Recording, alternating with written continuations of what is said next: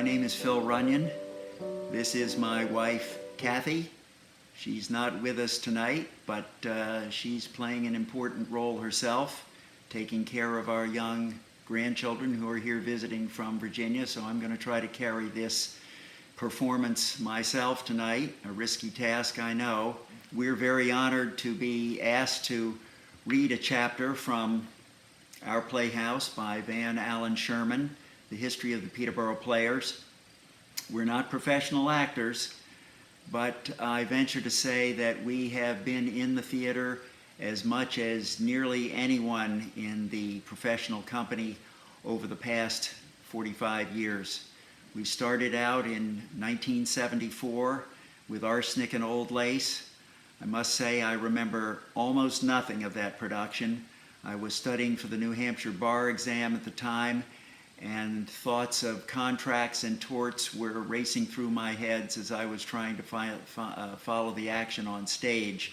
And in 1978, we began our run of watching every Peterborough Players production on the main stage. Sometimes we had to watch dress rehearsals, sometimes we had to watch technical rehearsals, sometimes we had to do it by watching run-throughs before people were even on stage in order to be able to see those when we were going to be away at some point. But we've done it, and we have kept our streak intact since 1978 through 2019. We hope to pick it up and continue for many years in the future. But again, we're honored to be able to participate in this project, and I'm going to read you In the Balance, and it goes like this. I know that every good and excellent thing in the world stands moment by moment on the razor edge of danger and must be fought for. That was written by Thornton Wilder. Players back in their barn with a bang was the headline of the transcript review of Neil Simon's The Sunshine Boys, which opened the 1976 season. Clearly, critic Bill Lone not only enjoyed the comedy, he was happy to see professional theater back in Peterborough. 1976 was the bicentennial of the nation, and Sally wanted to honor the anniversary, so she decided to produce the one play that above all others celebrates the true spirit and hope for America, Our Town. It was the third time around at Stearns Farm for Wilder's classic. Unfortunately, the three-time Pulitzer Prize winner didn't live to hear about it. Wilder had died the previous December at his home in Hamden, Connecticut. Sally and her production staff assembled an all-star cast befitting the popular and famous play. Chuck Morey was the stage manager. He was joined by Robert Alvin, Ted Kazanoff, Rosanna Cox, appearing in her third production of the play at Stearns Farm, this time as Mrs. Gibbs, and Phyllis Somerville, who, by the way, recently passed. That was a sad day for the Peterborough Players. She was a wonderful addition to many companies in past years, and we were sorry to hear of her passing. Cathie and I actually recently saw her in To Kill a Mockingbird. We saw her play Ms. DeBose on Broadway in the Jeff Daniels production last year. All right, fresh off her Broadway debut in the musical hit Over There, Jim Seymour made his Players debut in the role of George Gibbs, and Peterborough resident and Mount Holyoke senior Anne Graves played Emily Webb. Robert Gaynor, the artistic director for the company, directed the show, and Christopher Nowak provided the set design, a ceiling-high, grandstand-type seating arrangement on what is normally the stage, giving the audience a unique sense of participation in the play. There was unprecedented demand for tickets, and as a result, 2 extra performances were added to the run. After the play closed, the Players unexpectedly received a brief spot of international fame. A film crew from a German television network was traveling through New Hampshire making a documentary on American theater, and they happened on Stearns Farm only by accident. their producer, was speaking with actors from the American Stage Festival in Milford on a Monday morning and learned that our town had just closed its run at the Players. Phone calls were made and arrangements hastily set up for a visit that Monday afternoon, normally time off for the actors. 4 German crew members and the producer were soon in the barn setting up their equipment.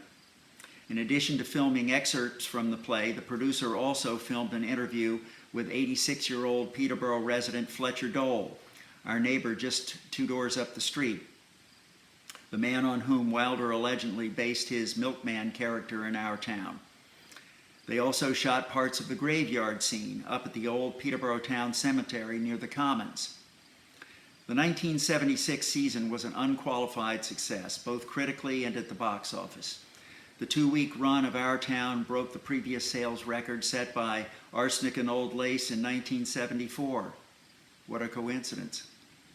For the first time, the Players could proudly claim over 500 subscribers, and they had their second surplus year in a row, reducing the accumulated debts a bit. The wolf was no longer at the door, said Maury, who directed his first plays that season. Sally engaged 2 directors for the 1977 season. Chuck Maury was rewarded for his fine work in 1976 by being named artistic director, and Daniel Gidron was the guest director for 2 of the shows, allowing Maury time to exercise his acting skills in both. Chuck had been with the Players every summer since 1969, hired by Sally after his recent graduation from Dartmouth College. Years later, Chuck remembered how Sally always said that she ran the Players so others could explore their talents and open up their abilities. And that was really the truth. She was egoless, selfless, an extraordinary woman. I concur. To many of us, she became a surrogate mother, a mentor. Maury and Gidron were joined by technical director William D. Anderson and set designers James Singelis and Linda Skipper. Bonnie Herron and her husband Baxter Harris made their first appearance with the Players professional company in 1977, as did Joyce Cohen, who would later marry Chuck Maury, and Richmond Hoxie. They were teamed with regular Players James Seymour, Ingrid Sonicson, Robert Alvin, and Rosanna Cox. Sally went out on a limb a bit with the decision to produce the musical The Fantastics at the Players, the longest-running musical in American theater history at that point. It had been seen by so many people, often more than once, that they risked lower than normal turnout. The opposite occurred. The damn thing sold tons of tickets, said Maury, who was in the cast, but was a truly dreadful production. Nobody could sing, including me. Richmond Hoxie and I played the fathers. He couldn't remember the words. I couldn't remember the harmony. The director wanted to explore the dark side of the piece. It was a very unhappy company. I learned my lesson, that being, don't do what you have no knowledge or business doing. I kept the Players well away from musical theater for the next 12 years as my tenure as artistic director. Dorothy Maffei came to Stearns Farm for the first time during the rehearsal of The Fantastics and would become an important player and a close friend of Sally and the Brown family over the years. Stage manager Peter Dowling had offered an opportunity to do a Broadway show and left for New York before technical rehearsals for The Fantastics started. Dorothy was between shows, painting the walls of her New York City apartment when Chuck called. Dorothy and Chuck had worked together at the Folger Shakespeare Theater, where he had told her all about the Players in Peterborough. When Chuck asked if I could pack my bags and be in New Hampshire within a few days to replace Peter, I didn't even think about it. I just said yes. Dorothy arrived at 8 a.m. on Sunday morning, heeding Chuck's advice to arrive early, and parked in the deserted parking lot with a little apprehension. She drew up her courage and knocked on the imposing solid wood farmhouse door. After what seemed like a long time, the door squeaked open and I was confronted with an intense stare from Colin Craig, who I learned soon enough was the theater's dour Scotsman. And by the way, Colin was Cathie's boss, if you will, in the box office for many years when she was volunteering there. He was a wonderful man, and he was portrayed brilliantly by Chuck in his play Laughingstock that I hope you've seen at some point in your time at the Players. I asked meekly if Chuck was there. "No, no one's here," came Colin's booming reply. In a still meeker voice, I managed to tell him I was the new stage manager. At this, Colin muttered for me to come in, and he even made me an English muffin with peanut butter. Sally was soon up out of bed, and other people started arriving. I was tossed into such a confused and disorganized productions effort so fast that by the beginning of tech rehearsal the next day, I found myself at the center of the stage screaming for everyone to shut up. Dorothy's first impression was that the theater ran on a shoestring, without modern equipment and under arcane procedures started by EBS and continued by Sally. But in a few short months, I realized that Sally and Bob had figured out how to grow this theater, how to support and nurture the artists and apprentices who worked so hard each summer by creative use of their limited resources and by their own generosity. Donald Marcus's A Song for Flute and Hermit closed out the 1977 season. It was actor, director, playwright Marcus's second play, a modern love story with a cast of two. Marcus was an old college friend of Chuck Morey's from Dartmouth. Chuck heard a stage reading of the play when it was work in progress and liked it enough to suggest that it be premiered at the Players. Marcus and Morey spent most of that spring working out a final draft of the play for its August debut. Richmond Hoxie, a former Dartmouth music major and the actor portraying the male role, composed an original score to accompany the play. The Players, Sally, Chuck, and everyone else involved in the production of Song for Flute and Hermit, did something brave and necessary by premiering an unknown play and playwright. As Chuck explained, for any theater that claims a seriousness of purpose, it's essential to present new plays, to offer young playwrights the opportunity to have their work produced in a supportive, unpressured situation. Sally no doubt felt the same way, as the Players had a relatively strong tradition in staging new plays and playwrights. Regardless of the outcome, the aspiring playwrights of the future would never develop their craft without an opportunity to be produced.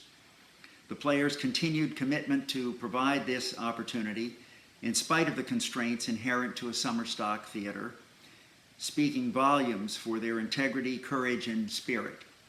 The Players had recently inaugurated an alumni fund drive to bring in additional revenue, and it proved to be modestly successful. A more comprehensive subscription drive mailing was put in place, and the expanded three-tiered subscription pricing packages introduced the year before were again featured. We were starting to really turn the corner financially now. 3 strong years in a row, said Morey.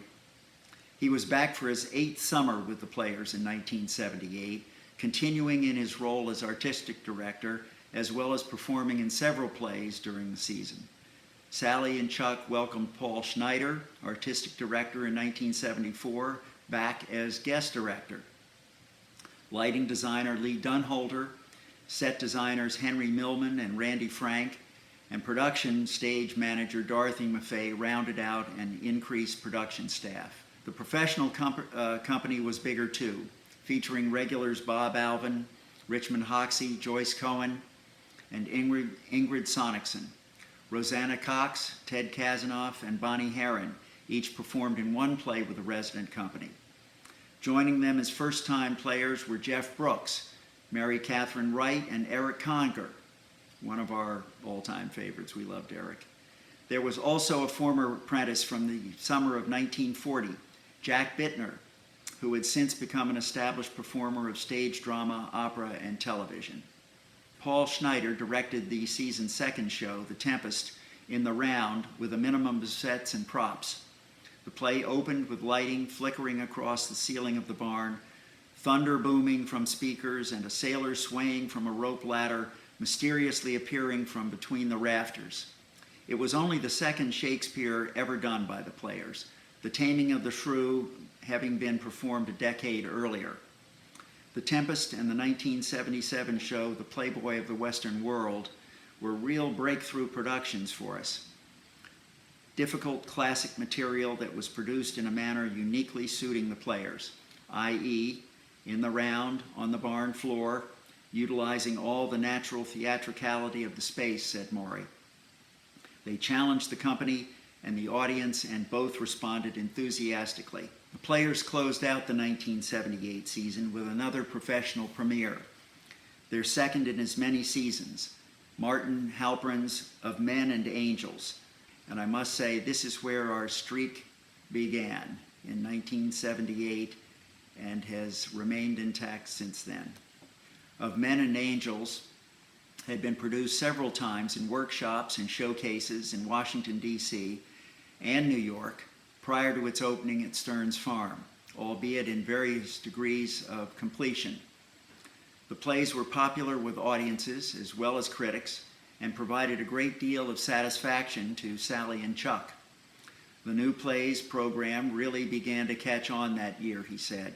But on opening night of Total Recall, Richmond Hoxie, having less than Total Recall, skipped about 20 minutes of the dialogue of a 1-hour play.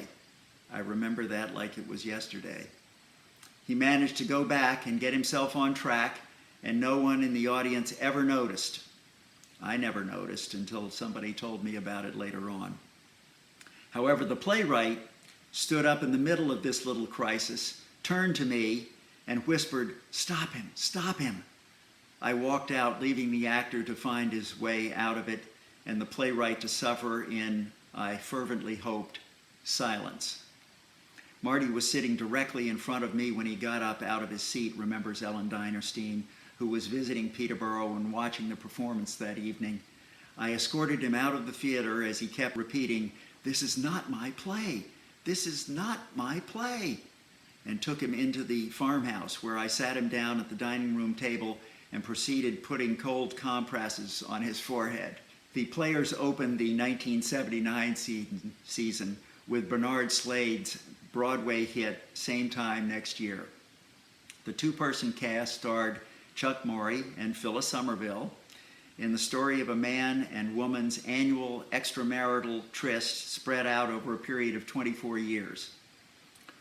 A precedent was set for Stearns Farm Productions in that a certain widely used four-letter verb was heard twice on the stage. Reviewers considered it entirely appropriate and effective in the context of the play, despite its potential shock value. According to them, it didn't seem to bother the 2 busloads of senior citizens in the house. Similarly, relaxed standards for sexual behavior probably allowed the audience to accept the fact that when the lights came up on the opening scene, the only 2 actors on stage were in the same bed. However, Chuck, Phyllis, and the audience faced an exceptionally challenging situation during one of the performances. Halfway through the first scene, a lightning strike suddenly plunged the barn into total darkness. On short notice, a seemingly endless stream of candle-carrying apprentices filled the stage with light. Without breaking character or script, Chuck and Phyllis worked their way neatly back into the play. They were so comfortable on the stage that despite reappearing spotlights, an unexpected curtain drop, and several clumsy physical encounters, they kept the audience involved in the personal drama. It was truly one of the great improvisational efforts in the history of the Players stage. Charlie's Aunt, like the original 1941 blockbuster starring Johnny Stearns in the title role, was the sensation of the season. Its close thematic relation to the farcical comedy of the season's previous show, Twelfth Night, mistaken and assumed identities, cross-dressing, and mad scheming all included, made it a wonderful follow-up to Shakespeare's classic comedy. But the real attraction of Charlie's Aunt is laughter. Not chuckling or isolated episodes of mirth, but side-splitting roars erupting out of the audience from the moment Charlie's Aunt, the distinguished Lord Fancourt Babberley, first appears until the final curtain. John Garasio played the title role. Garazio, who was to become a regular returnee to Stearns Farm throughout the 1980s, was a wonderful Fanny Babs. One of the funniest performances I've ever seen, Maury said. And by the way, John Garazio, this is an understatement. He was just a wonderful member of the company for many years.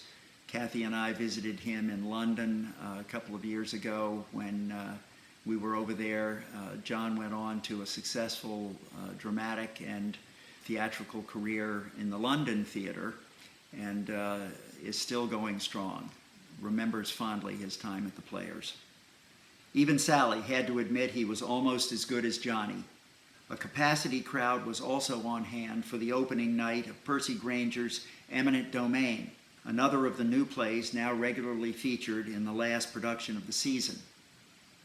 Reviews were mixed, with agreement that the first two-thirds of the play was solidly written and well acted.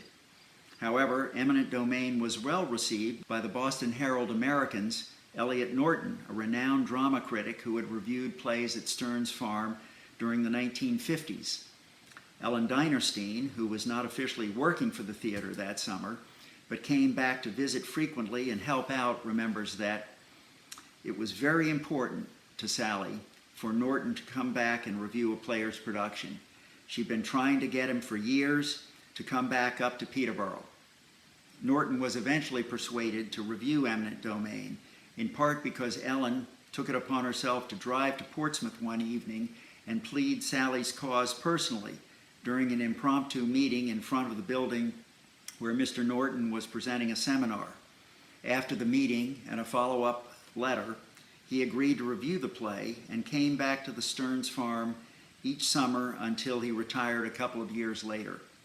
It was an unusual approach, stopping Elliot Norton and his wife out of the blue in a parking lot, but I knew how much it meant to Sally, and it worked. It eventually went on to be produced on Broadway, Maury recalled. It was not a commercial success on Broadway, but as the first play the Players were to send to Broadway, it deserves mention. It also really kicked the attention for the Players' work, both new and otherwise, up a notch, both locally and in New York. From 1978 through 1984, 6 plays we premiered went on to Broadway or other off-Broadway productions, an incredible track record for a summer theater in a New Hampshire barn. Another incredible track record for the Players was the continued vitality of their apprenticeship program.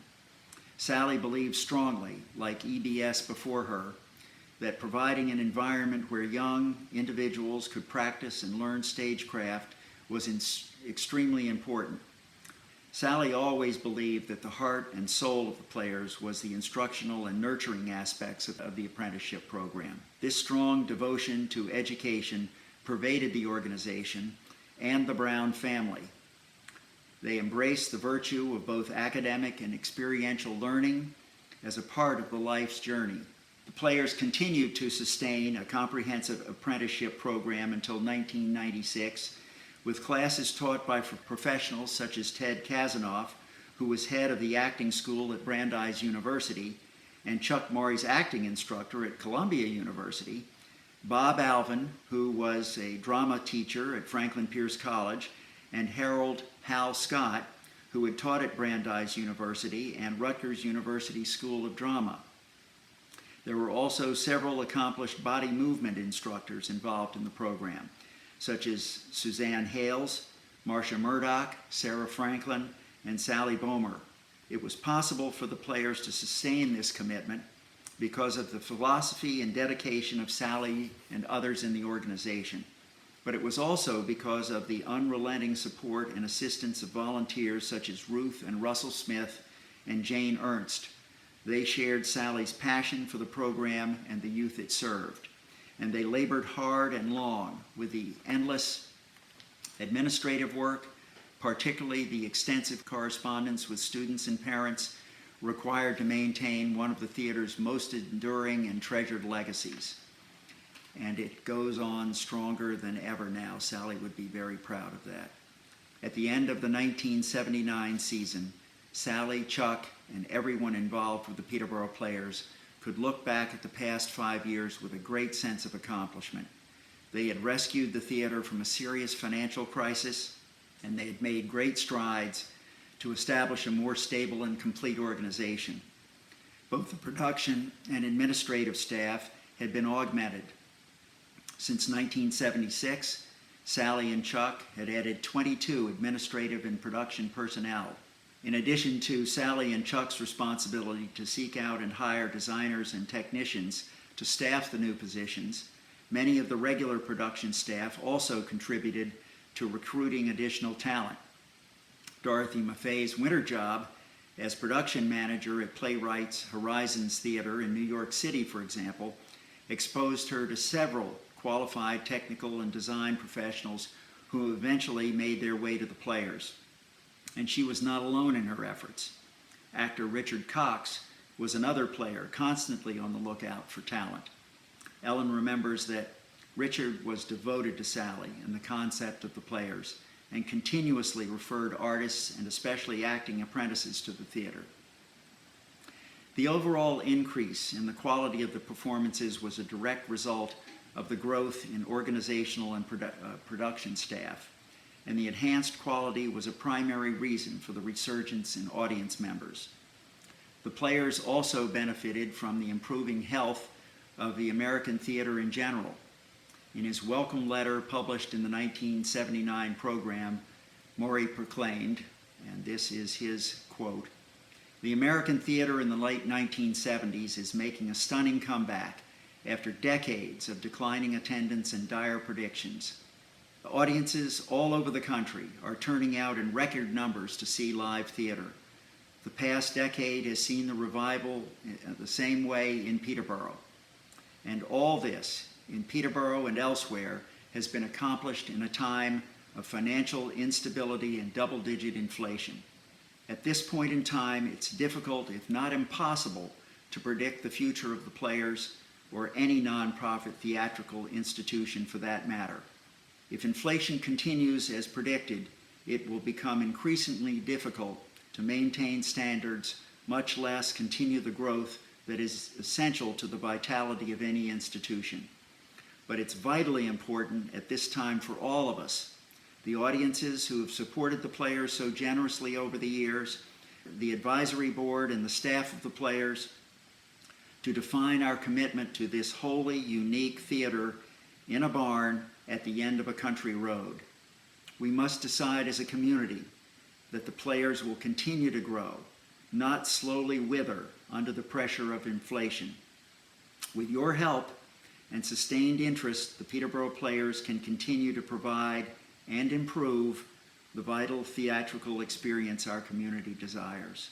Chuck's bold statement was both an uplifting and a disturbing message. There was so much to celebrate, and yet so many more challenges to overcome. And you'll hear about those from others. But the Players continues to be the wonderful institution that it has been for so many years. Cathie and I feel fortunate to have been a part of it in our own small way, and we know that many of you have done the same.